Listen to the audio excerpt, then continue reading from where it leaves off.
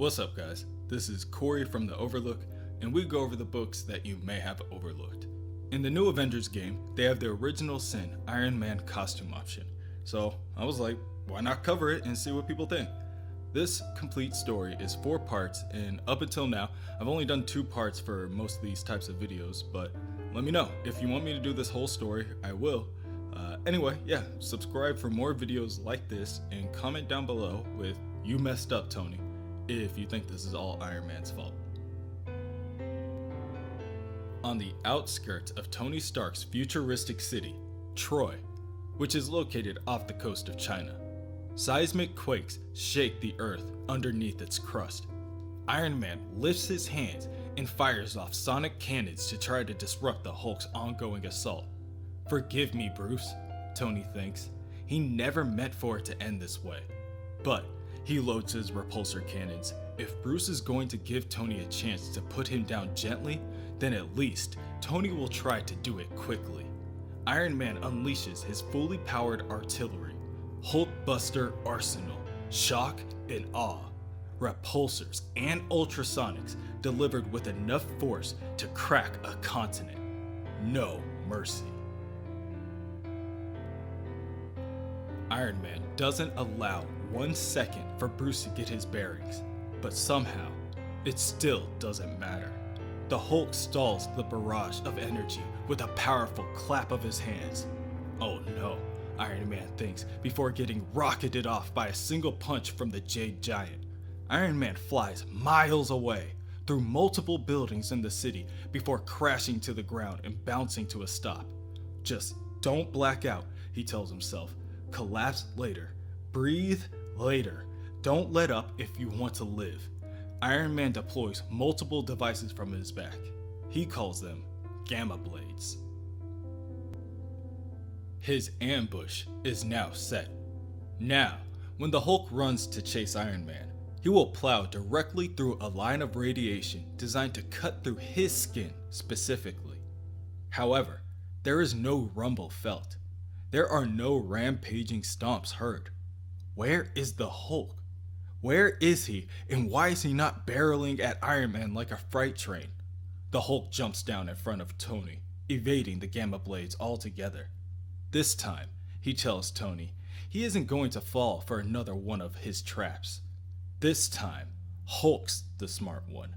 And after what happened yesterday, whatever the Hulk does next to Iron Man, Tony knows he deserves it.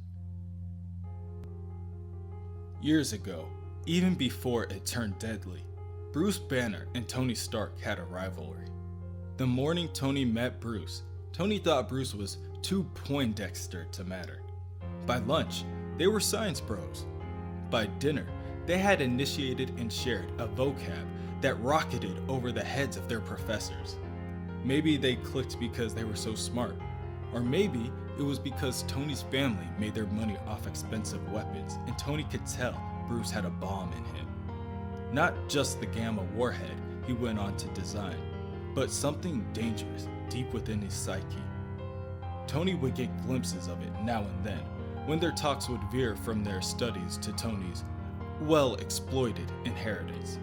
That Tony believed he would have been stupid not to enjoy, even if it did leave Bruce with most of the work. Tony looks at Bruce these days, and he can't stand to think about how unjustly he ditched him sometimes. Weeks ago, Bruce, of all people, recently wound up damaged by an enemy. His continued genius and his very sentience was dependent on Tony's brother Arno Stark's experimental extremis cure. After that, Bruce was under Tony's watch. The cure that his brother conceived seemed to be more effective than they both dreamed. Post-extremis, Bruce's brain was on overdrive, inventing things that even impressed Tony. But even at his geekiest, Bruce had never seemed this distant, this remote from human interaction. It honestly made Tony rethink extremis' long-term applications. Even as Tony applauded his favorite short-term effect, very little hulking out, Bruce went weeks without going green. Bruce didn't even change under the considerable stress of a murder mystery after an old ally, the Watcher, was found dead on the moon. But Tony still kept Bruce under tight observation. Was it because he cared about his friend? Or because he couldn't allow anyone to be smarter than him? Still, they had their bond, and just yesterday, it was vastly deepened by a blast of the truth bomb. Earth's mightiest heroes cornered the alleged Watcher killer, identified as the Orb. But he surprised them all. He unleashed some sort of psychic blast that sent every one of them reeling. Tony doesn't understand how, but the blast scrambled Banner's memories with his. Suddenly, Tony was on rewind mode to the moment of Hulk's birth, and even though Tony wasn't there, he remembered every sensory detail, the way Bruce must. Tony was the Hulk, roaring in the blast, its preposterous heat fusing the sand at his feet to glass. Then, he was smaller and weaker, all of his recollections of the day flitting in reverse as the orb bomb took his mind back, and back to the moment of remembrance that they both shared. Something Tony was present for, something Tony hadn't thought about in years, something horrible. Years ago, on the day before detonation, Bruce debriefs the team of military investors. This will be a red-letter day for not only the military, but for mankind's future. When it all goes according to plan, they will have the potential to inaugurate a brand new age, the Gamma Age, an age of healing and harmony.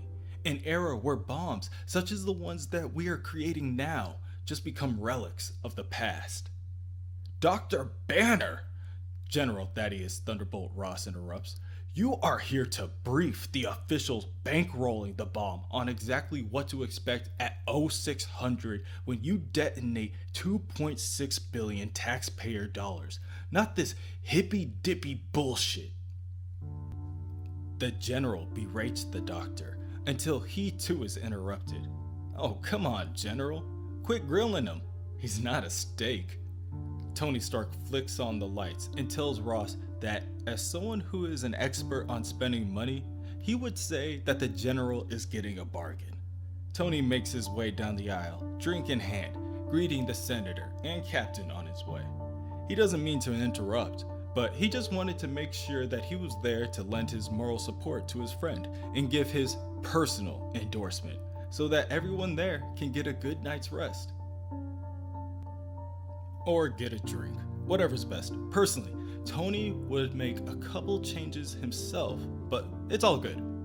However, if he's being honest, he has to ask, why is Bruce limiting the bomb's potential? If Bruce reduces the heat shields, then the bomb could be the weapon that it's meant to be. This comment angers the multiple investors. If the bomb isn't at full potential, then what are they paying for? Everyone swarms Bruce and orders him to give them an answer, all taking their turn jabbing at his ideals and integrity. Quiet, Bruce shouts, silencing all the high-ranking officials in the room. Noticing his anger, Bruce slowly takes a deep breath before exhaling his response. He has already told everyone early on, but they didn't want to hear. A bomb is a means to an end. It is not Bruce's personal goal. Bruce brought this to the general initially because he knows the untapped potential of gamma radiation. Bruce's work on the bomb helps open the door to that. His work could save millions. Eventually, he could be able to cure Parkinson's, to cure cancer. For Bruce, this is nothing more than a small step towards his dream. This is not about you, General Ross snaps. Are you or are you not deliberately limiting the bomb's effectiveness? Bruce begins to explain that the bomb will perform as designed. It doesn't need to be a continent killer. What good comes from a stronger bomb than that? Well, Tony begins, but Bruce won't let the munitions master pick a side on this. There is zero chance that there will be an unbiased opinion voiced by Tony Stark, America's chief war profiteer.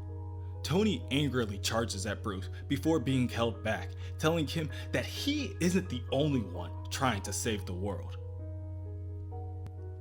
At the end of the day, somebody is going to have to pick up the tab for their research and their machines. That's what these people do. Tony reasons that the high-ranking officials aren't looking for death. They don't want war, but they understand that in order to keep peace, you have to show strength. Maybe Bruce should try it sometime. Get out, Bruce demands. Fine, Tony complies. He will leave the baby to his bottle. But then again, Tony does know about his bottles, right? Bruce sneers. Tony turns around so quickly that his drink spills. He warns Bruce that it may be in his best interest to stay sober. It suits him. He'd hate to see Bruce when he actually lets go and says what's on his mind. Tony woke up and spent the day still haunted by Bruce's memories. It was hard to tell which memories were his own. However, the longer he was awake, the more he grew nervous over a dawning realization. If Banner's memories had leaked into his head, then the reverse might have happened as well. This whole experience unearthed in Tony's subconscious one memory in particular that, well, let's just say Tony didn't want Bruce to be burdened with. Inside the old Nevada Gamma base, Bruce searches through old files. He had hoped to never see the base again, the birthplace of the Gamma Bomb, of the Hulk, the place where he, Dr. Bruce Banner, was forever changed. Bruce has been pulled there by a mindless homing instinct, like an animal who's come home to die, and by a memory so strange that he needs to know for certain that it's false. He searches through the files at the base, and Bruce once again sees the memory so vividly in his mind's eye. But he knows he never performed that procedure on the Gamma Bomb. Those aren't his hands, nor does he drink. It's not his memory. He is positive that it belongs to someone else. Tony Stark, his friend. Bruce now knows and fully understands that Tony Stark sabotaged the Gamma Bomb, that Tony Stark turned him into the Hulk.